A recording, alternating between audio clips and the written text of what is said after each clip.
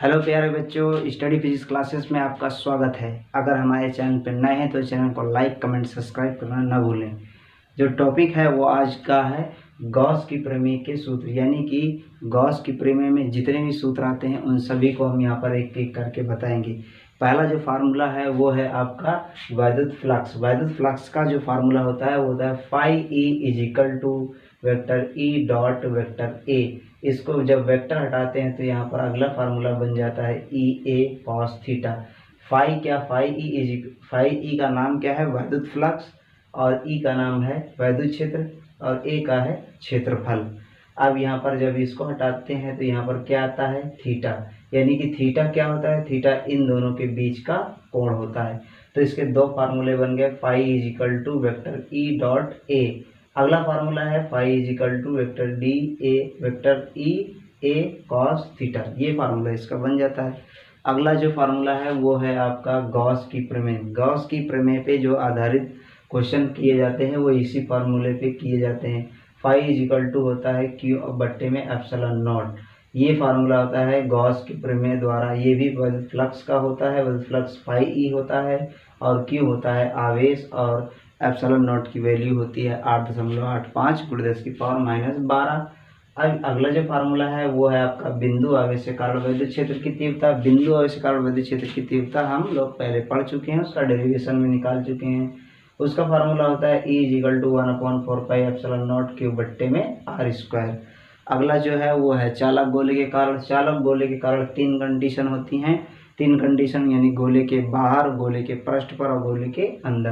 पहला इसलिए लिखा गया है गोले के बाहर।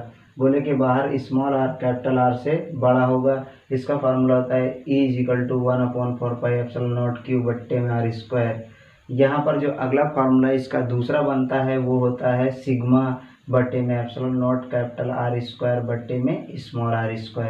सिग्मा क्या होता है? ये होता है पृष्ठ आवेश घनत्व, और एप्सिलॉन नॉट की वैल्यू होती है 8.85 × 10⁻12।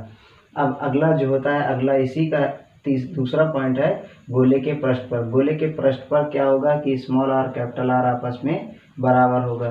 तो यहाँ पर भी हम स्मॉल आर की जगह पे कैपिटल आर रख देंगे। तो अगला फार्मूला इसका ये बन जाएगा E = 1/4πε0 क्यू बट्टे में कैपिटल r²। अब इसी फार्मूले को यहाँ पर स्मॉल आर की जगह कैपिटल आर रख देंगे तो ये वाला आर कैंसिल हो जाए। तो अगला फार्मूला बनता है E = सिग्मा बट्टे में एप्सिलॉन नॉट। और ये वाला है गोले के अंदर। गोले के अंदर कोई भी आवेश नहीं होता है, इसलिए वैद्युत क्षेत्र का मान कितना होता है? वहाँ पर 0 होता है। अगला गोला है ये वाला, ये था आपका चालक गोला। और अगला गोला कौन सा ले लिया हमने यहाँ पर? अचालक गोला। अचालक गोले में भी तीन कंडीशन होंगी, गोले के पृष्ठ पर, गोले के बाहर, गोले के अंदर। तो पहले लिखा है गोले के बाहर स्मॉल आर बड़ा होगा और कैपिटल आर छोटा होगा। तो फार्मूला होगा E = 1/4πε0 क्यू बट्टे में स्मॉल r²। इसी का दूसरा फार्मूला होता है E = सिग्मा बट्टे में 3ε0 कैपिटल R क्यूब बट्टे में स्मॉल r²। ये फार्मूला हो गया। अगला जो फार्मूला है इसी का पृष्ठ पर होता है। पृष्ठ पर जो फार्मूला लगाते हैं वो होता है गोले के पृष्ठ पर स्मॉल आर कैपिटल आर आपस में बराबर होगा। तो इस कंडीशन में, इस फार्मूले में जहाँ भी स्मॉल आर होगा वहाँ पे कैपिटल आर रख देंगे। तो क्या फार्मूला बनेगा? 1/4πε0 क्यू बट्टे में कैपिटल r²। इस फार्मूले में यहाँ कैपिटल आर रखेंगे तो यहाँ 3 आर हैं, यहाँ 2 आर हैं, एक आर कट जाएगा तो एक आर बचेगा। तो E =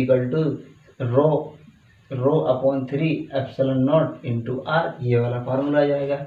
ये होता है रो की वैल्यू होती है, उसका मतलब होता है कि आयतन में कितना आवेश दिया गया है। अब अगला जो इसका अगला पॉइंट है वो है गोले के बाहर। गोले के अंदर। गोले के अंदर कौन सा होगा? स्मॉल आर छोटा होगा, कैपिटल आर बड़ा होगा। तो यहाँ पर E = 1/4πε0 क्यू बट्टे में स्मॉल आर बट्टे में क्या हो जाएगा? कैपिटल आर की पावर 3। ये गोले के अंदर है, इसके अंदर आवेश होगा, इसलिए यहाँ पर वैद्युत क्षेत्र होता है। इसी का अगला फार्मूला बन जाएगा E = ρ/3ε0 स्मॉल आर। अब अनंत तार की लंबाई के कारण वैद्युत क्षेत्र की तीव्रता जो होता है वो E = 1/4πε0 लैम्डा बट्टे में r। इसी का दूसरा फार्मूला 2 से ऊपर गुणा कर दो, 2 से नीचे गुणा कर दो, तो E = 1/4πε0 2 लैम्डा बट्टे में r। अब ये हो गया था अनंत लंबाई तार के कारण वैद्युत क्षेत्र की तीव्रता। अब ये चालक चादर के कारण वैद्युत क्षेत्र की तीव्रता क्या होता है। चालक चादर कौन सा होता है, जो चालक होगा उसका जो फार्मूला होता है E इक्वल टू सिग्मा बटे में एप्सिलॉन नॉट। अचालक के कारण क्या होता है, अचालक के कारण E इक्वल टू सिग्मा बटे में 2 एप्सिलॉन नॉट। वैद्युत क्षेत्र में आवेशित कण का संतुलन, इसके 3-4 फार्मूले लिखवा दिए गए थे और इसका पूरा डेरिवेशन भी कराया गया था। तो E इक्वल टू क्या होता है mg बटे में q। दूसरा फार्मूला होता है E इक्वल टू mg बटे में ne। तीसरा फार्मूला होता है रो वी जी बटे में ne। और अगला फार्मूला इसका होता है E equal to 4 pi cap small r square cube rho g बटे में 3ne। ये फार्मूला हो गया 1 2 3 4 इसके फार्मूले हो गए।